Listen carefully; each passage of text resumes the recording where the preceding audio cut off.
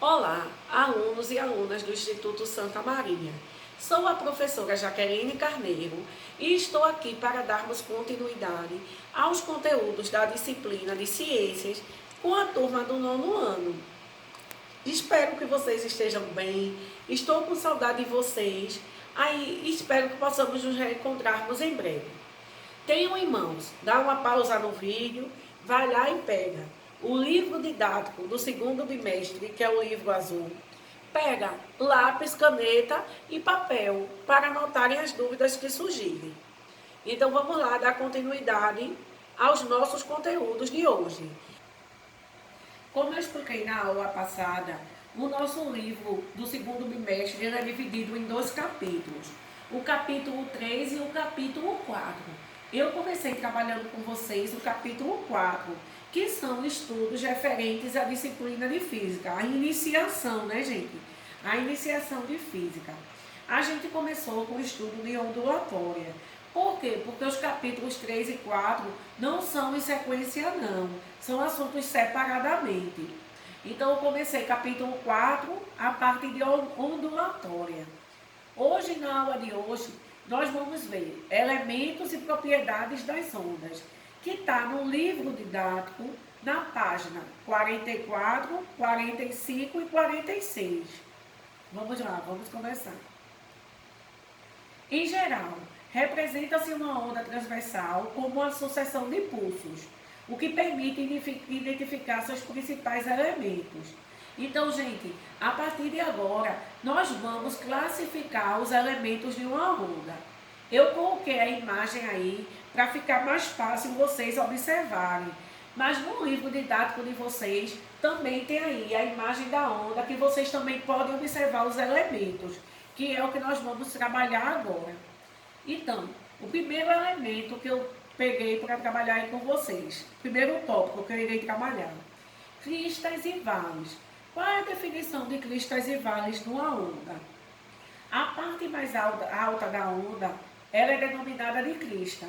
E a parte mais baixa, situada entre duas cristas, é denominada de vale. Ou seja, a parte mais alta de uma onda, a gente chama de crista. A parte mais baixa da onda, a gente chama de vale. Então tá aí, ó.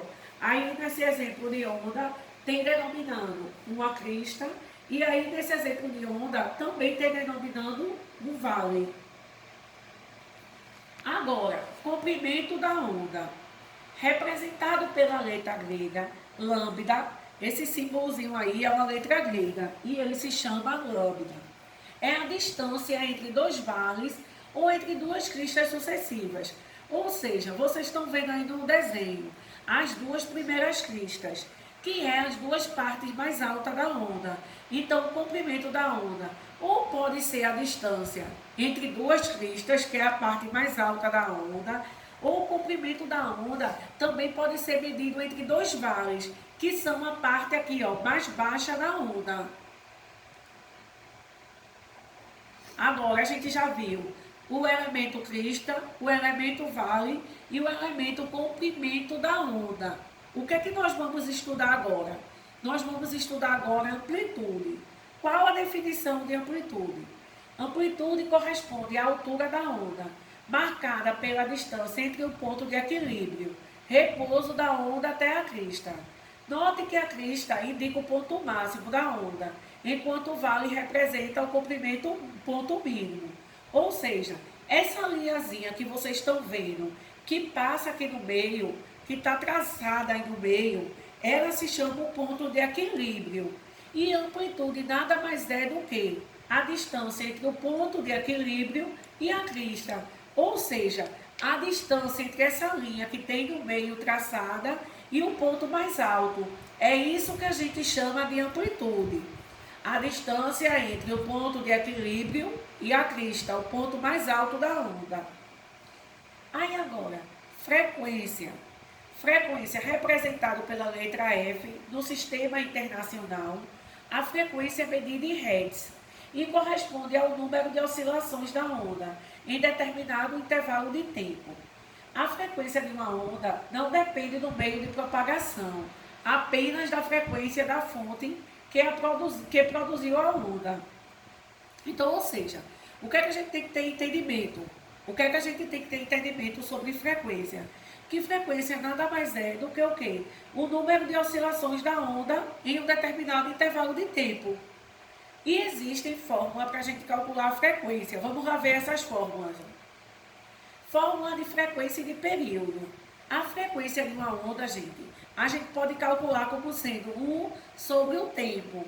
1 dividido pelo tempo. E o período? O período a gente pode calcular como sendo 1 sobre a frequência. Exemplo aqui, ó. A frequência e o período dos minutos de um relógio são respectivamente. Vamos lá ver. Aí aqui, ó. Como é que a gente quer? Primeiro, como é que a gente calcula a frequência aí? Então, frequência vai ser 1 sobre o tempo.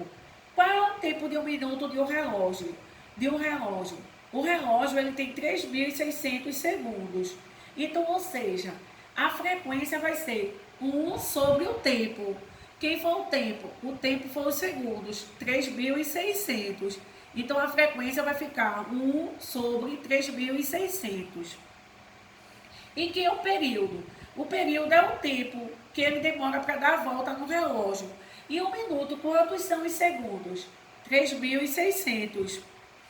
Então, um minuto é 60 minutos. Um minuto são o quê? 60, uma hora é 60 minutos e 3.600 segundos.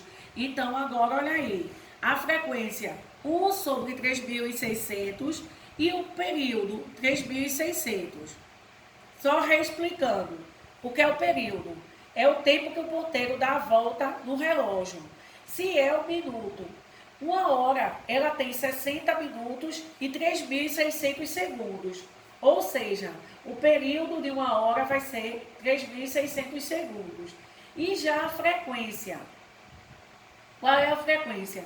É 1 sobre o período. 1 dividido por 3.600. Agora, a velocidade de propagação de uma onda. Qualquer onda mecânica ou eletromagnética propaga-se com certa velocidade, isto é, percorre uma distância com certa rapidez. A velocidade de propagação está diretamente relacionada com as características do meio, mas não depende da fonte que a produziu. Como ela se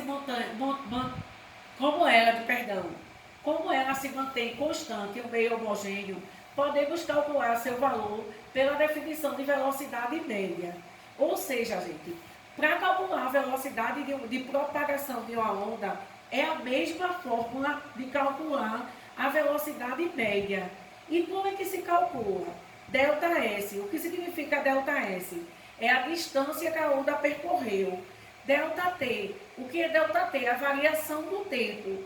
Então, para calcular a velocidade da propagação de uma onda, só é dividir a distância que a onda percorreu pelo tempo que ela demorou para percorrer. Dividir velocidade é igual a distância pelo tempo.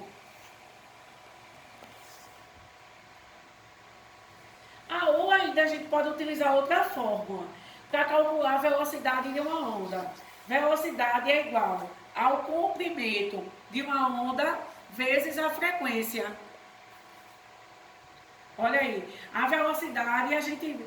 desculpa, gente, eu falei errado.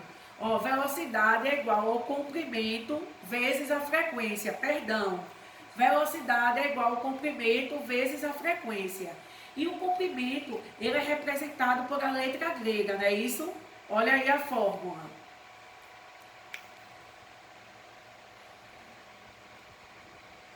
Aí, uma discussão comum sobre os conceitos de ondulatória refere-se ao movimento dos surfistas em ondas do mar. A questão que se resume a essa discussão é: se as ondas não transportam matéria, mas somente energia, como é que a onda do mar conduz um surfista?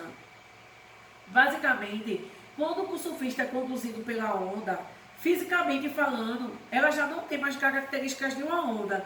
Ou seja, quando o surfista está lá em cima da onda surfando, aquela onda fisicamente, ela já não é mais considerada onda, ela já deixou de ser onda, fisicamente. Pois ela está transportando matéria. Percebe-se que o surfista, ao se deslocar lateralmente, na busca está sempre sobre uma mesma fase desse pulso, isto é, sobre o ponto da onda, está na iminência de quebrar. Nesse momento, além da velocidade de oscilação vertical, a água apresenta uma velocidade horizontal, que faz com que impulsione o surfista. A atividade de casa de vocês, gente, vai ser livro didático, página 47 e 48. Tchau, gente. Espero que vocês estejam bem. Até mais.